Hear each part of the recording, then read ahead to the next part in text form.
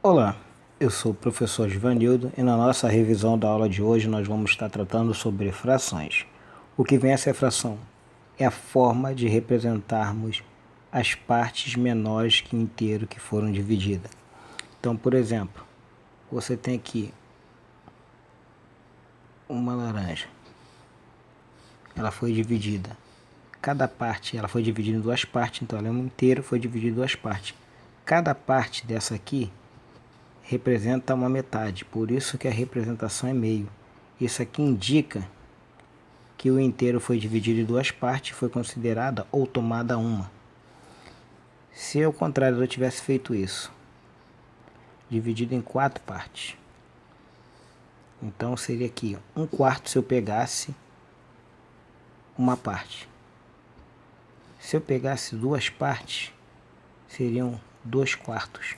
Então toda a fração tem a seguinte configuração: é um número A sobre o número B, que isso aqui representa A dividido por B, que eu também posso representar como A está para B, ou A barra B. Esse número de cima recebe o nome de numerador. O número de baixo é o denominador. O numerador representa quantas partes do inteiro foi tomado, o denominador em quantas partes o inteiro foi dividido. Então, por exemplo, 2/3 indica que o inteiro foi dividido em 3 partes. E dessas 3 partes foi conceituada ou tomada 2. A fração também ela pode ser classificada de acordo com essa relação entre o numerador e o denominador. As frações podem ser própria, imprópria e aparente. Quando é que a fração é própria? Bom, a fração própria é quando o numerador é menor que o denominador. No caso, como a gente viu, 2/3. Por que isso? Porque só um inteiro basta para representar a fração. A fração fica bem representada apenas com uma parte inteira. Nesse caso, o numerador precisa ser menor que o denominador.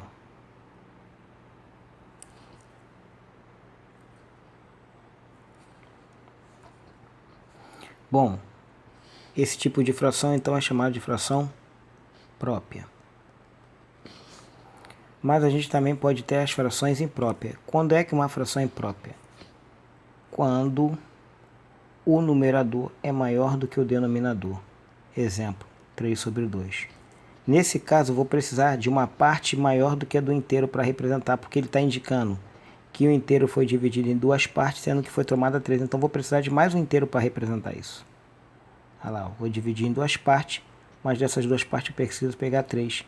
Eu pego duas não completas, então vou precisar de mais um inteiro dividido em duas partes, da onde eu vou pegar a terceira que está faltando. Por isso que essa fração é chamada de fração imprópria.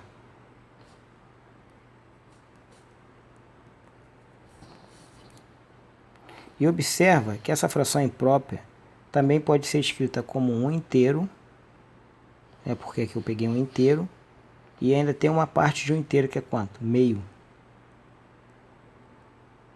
Isso aqui é chamado de forma mista da fração imprópria.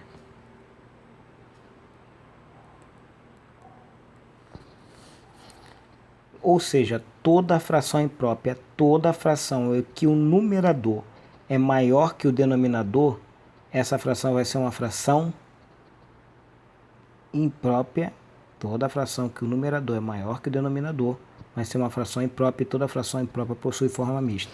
Para não precisar desenhar, como é que a gente faz a forma mista de uma maneira mais rápida? Por exemplo, vamos dizer que eu tenho um número grande aqui. Eu tenho 103/24.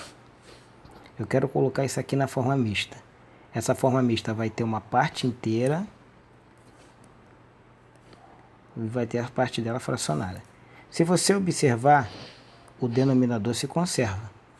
A única coisa que mudou foi o numerador e a parte. Ou seja, eu preciso extrair desse 103 a parte que eu tenho inteira. E essa parte que eu tenho inteira precisa ser múltiplo de 24. Então a coisa mais fácil que a gente tem para fazer é só a gente saber a tabuada. Por exemplo, se eu fizer 24 vezes 3, vamos ver se vai chegar próximo a 103 lá. Vai dar 12, vai 1. 3 vezes 1, 72. 72 está longe de 103. Eu tenho que chegar o mais próximo de 103. Então, vou fazer 100 vezes 7. Vamos ver vezes 7. Vezes 7 dá 28, vai 2. 14 vai dar 16. 16 passou, então não pode ser por 7. Talvez seja por 5. 5 vai dar 20. Vai 2, 10, 12. 120 passou, então não pode ser por 5. Tem que ser por 4. Vezes 4. 16 vai 1. 8 com mais 1, 9. Então é por 4 que dá 96. Então 4 representa a parte inteira. Deu 96. Só que eu não tinha que chegar a 96. Eu tinha que chegar a quanto? A 103. De 96 para 103 está faltando quanto? Está faltando 7. Então pronto. Aqui está a forma mista. Essa fração 103 sobre 24, na verdade é 4 inteiro e 7 24avos. Essa é a forma mista. Bom, e a terceira que a gente tem é a fração aparente. Porque parece ser uma fração, mas não é, é um número inteiro. Por exemplo, eu tenho a fração 18 sexto.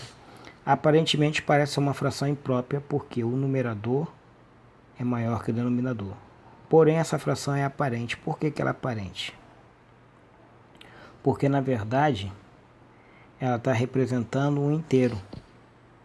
Ó, eu tenho que dividir em 6 partes.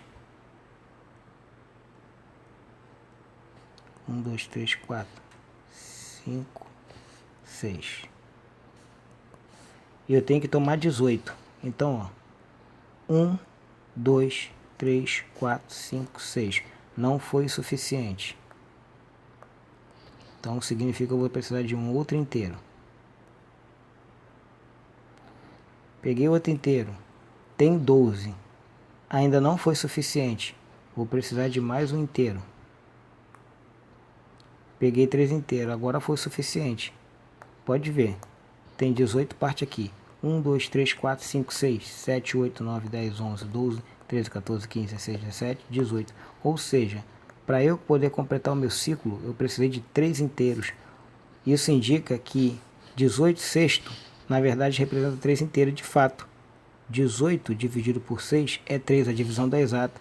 Então, 18 sexto, na verdade, é 3 inteiros. Por isso que a fração é chamada de fração aparente. Bom, além de classificar a fração, a gente precisa saber também simplificar a fração. Saber quando a fração é equivalente. Então, por exemplo, eu tenho aqui 1 sobre 2 representa essa parte aqui.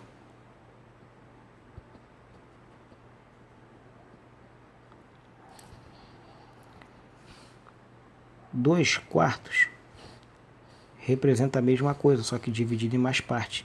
Se eu pegar 2 quartos. Essas frações são chamadas de frações equivalentes. Como é que eu faço para obter uma fração equivalente? Fácil. Se eu multiplicar o numerador e o denominador dessa fração por o mesmo valor, a fração que eu vou obter é justamente uma fração equivalente. A mesma coisa vale se eu dividir por o mesmo valor. A fração obtida é uma fração equivalente. E nesse caso, quando a gente divide, a gente chama de simplificação de fração. Simplificar a fração é obter a sua forma redutível, né? Então, simplificar a fração, por exemplo, é obter uma fração equivalente. 8 24avos. Bom, como é que eu simplifico? Eu tenho que achar um número que divida os dois ao mesmo tempo e o maior possível. Vamos supor que você faz com 2, que é natural todo mundo fazer isso. Vou simplificar por 2, vai dar 4. 24 vai dar 12. Aí eu simplifico por 2 de novo. Vai dar 2, que vai dar 6. Aí você simplifica por 2 de novo, vai dar 1, que vai dar 3. Na verdade, você pode simplificar uma única vez, e isso aqui poupa o tempo. 8 e 24, 24 é múltiplo de 8. Então posso simplificar todo mundo por 8.